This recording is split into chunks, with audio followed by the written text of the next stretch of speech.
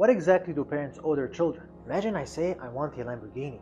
Someone replies, well, you don't have enough money for a Lamborghini, but I'm so caught up in the desire that I take loans, borrow money from people, and stretch myself thin just to get that Lamborghini. Is that fair? Of course not. Why? Because I'm chasing a want, a desire, not a need. So how does that connect to parenting? Wanting a child is like wanting a Lamborghini if you can't afford it. A child isn't just a want, it's a life you're responsible for. If you can't afford to give them what they need, then don't have a child. What are those needs exactly? There are two main categories. First, essentials, the non-negotiables.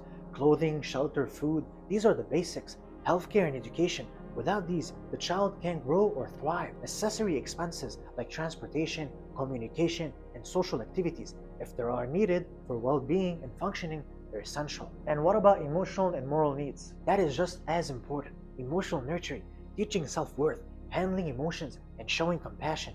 Ethical guidance, instilling values like honesty, respect, and responsibility, justice and fairness, treating each child with balance, avoiding favoritism. A parent's job isn't just to feed a child, it's to prepare them for life.